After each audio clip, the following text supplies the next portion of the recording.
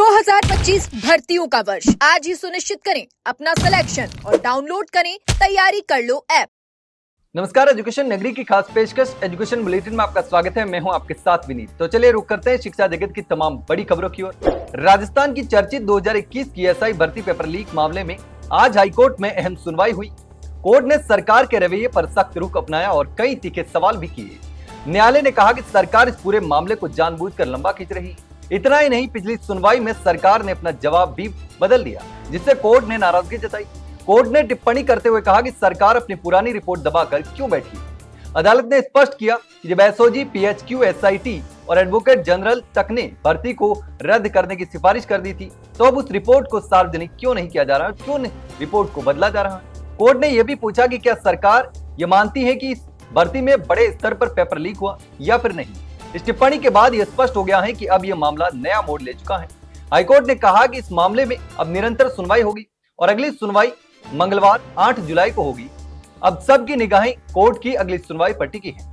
REET level 2 में revise परिणाम जारी होने के बाद से शैडो पोस्ट क्रिएट करने की मांग लगातार उठाई जा रही है।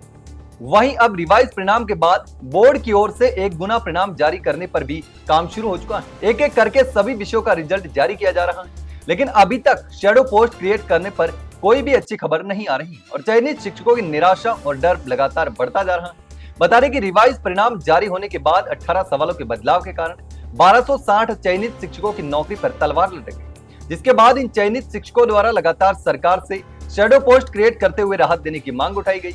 पिछले दिनों सरकार भी इस मुद्दे को लेकर सकारात्मक नजर आई थी, लेकिन अब शिक्षा विभाग भी शैडो पोस्ट को लेकर गंभीर नजर नहीं आ रहा, जिसके बाद चयनित शिक्षकों की चिंता भी लगातार बढ़ती जा रही।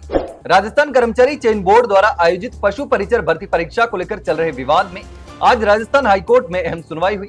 नॉर्मलाइजेशन फॉर्मूले को लेकर यह मामला हाईकोर्ट में गया था, जिसके बाद कोर्ट ने नियुक्ति पर रोक लगा दी थी। आज की सुनवाई में भले ही कोई अंतिम निर्णय नहीं हो सका हो, लेकिन अदालत ने साफ कर दिया कि जब तक ये मामला लंबित है तब तक भर्ती प्रक्रिया पर रोक जारी रहेगी। इसके साथ ही आज अदालत में बोर्ड ने अपना जवाब भी पेश किया।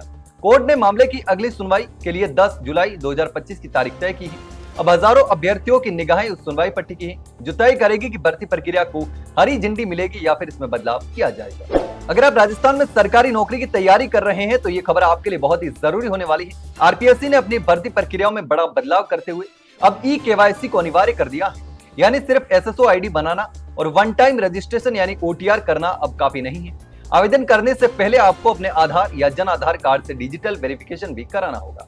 आयोग ने स्पष्ट कर दिया है कि बिना ई-केवाईसी कोई भी अभ्यर्थी आगामी भर्तियों में आवेदन नहीं कर सकेगा। आरपीएससी ने आंकड़ों के अनुसार अब तक 69.58 लाख अभ्यर्थियों ने ओटीआर किया है, जिनमें से 37.53 लाख ने आधार और 21.70 लाख ने जन आधार से ई-केवाईसी पूरी कर लिया।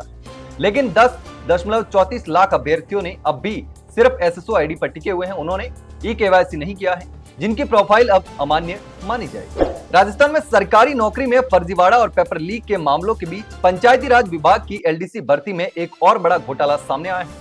वर्ष 2013 और 2022 में हुई सीधी भर्ती प्रक्रिया में लगभग 15,000 कर्मचारियों को टाइप टेस्ट के बिना ही नियमित कर दिया।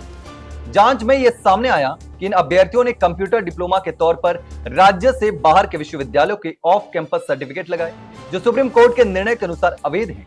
277 अभ्यर्थियों के फर्जी प्रमाण पत्र 2018 में ही उजागर हो गए थे, लेकिन इसके बावजूद न विभागीय कार्रवाई हुई और न ही अन्य मामलों की गंभीरता से जांच हुई। सबसे हैरानी की बात तो यह है कि 2013 में आवेदन करने वाले अभ्यर्थियों को 2022 की भर्ती में शामिल कर लिया गया और उन्होंने अनुभव प्रमाण पत्र भी बाद में जोड़े। जब एसओजी ने अलवर जिला परिषद में जांच की तो एफआईआर तक दर्ज हुई, लेकिन विभागीय कार्रवाई नहीं हो सकी। 2018 में आदेश भी जारी हुए कि फर्जी प्रमाण पत्र वालों पर सख्त कार्रवाई की जाए, लेकिन वे सिर्फ कागजों तक ही सीमित रह गए। तो यह थी शिक्षा जगत की तमाम बड़ी खबरें। कल फिर आपके साथ रूबरू होंगे, तब तक के लिए नमस्कार।